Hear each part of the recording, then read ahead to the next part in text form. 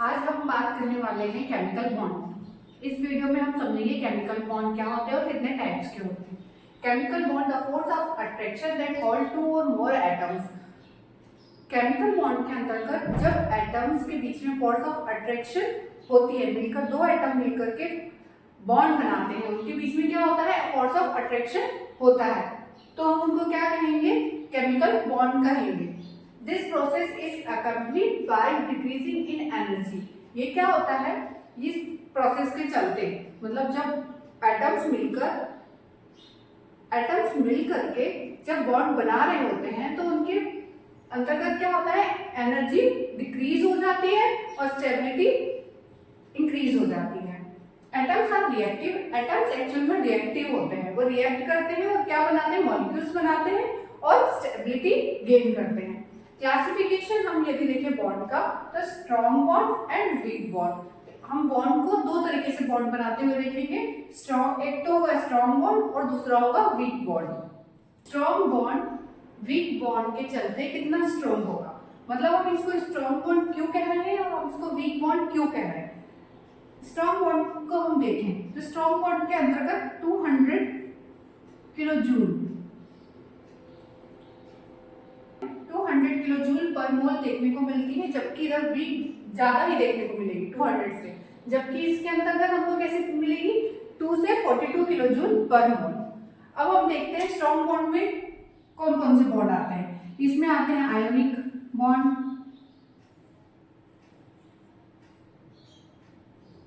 Covalent bond,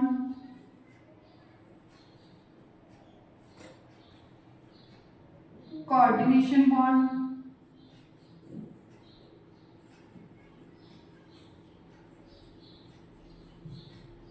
और metallic bond.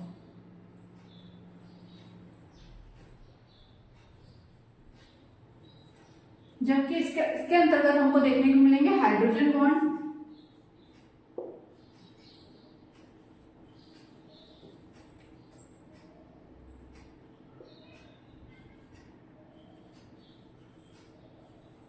And wonder walls bond.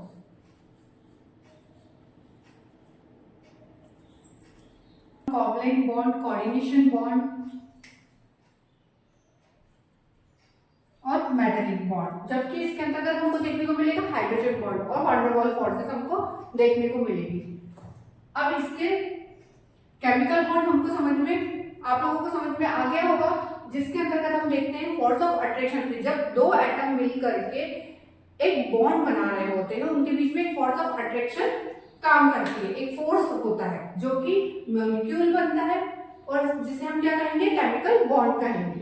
The process is accompanied by decreasing in energy। और ये force attraction जब दो atom के बीच में मिलकर बनते हैं, मॉलिक्यूल बनते हैं, तो ये स्टेबिलिटी आ जाती है, इनकी स्टेबिलिटी बढ़ जाती है और एनर्जी कम हो जाती है।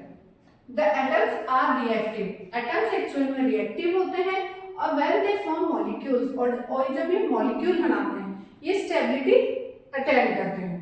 क्लासिफिकेशन ऑफ बॉन्ड देखते हैं तो एक बॉन्ड हमारा बनेगा स्ट्रॉन्ग बॉन्ड और दूसरा बनेगा हमारा वीक बॉन्ड। और जो स्ट्रॉन्ग बॉन्ड रहेगा हमारा, उसके अंतर्गत एनर्जी कैसी रहेगी, 200 किलो जूल पर मोल होगी, जबकि इधर की एनर्जी हमारी कैसी होगी, 2 से 42 किलो जूल पर मोल होती है। इधर जो हमारा बॉन्ड बनेगा वो हाइड्रोजन बॉन्ड होगा, जो कि एक्चुअल में वीक बॉन्ड होता है। और जो हमारे स्ट्रॉन्ग बॉन्ड की हम बात करते हैं, उसके अंतर्गत ionic bond, covalent bond, coordination bond and metallic bond आते हैं। और इनकी जो एनर्जी रहेगी 200 किलो जूल से बड़ी होती है, एनर्जी ज्यादा होगी।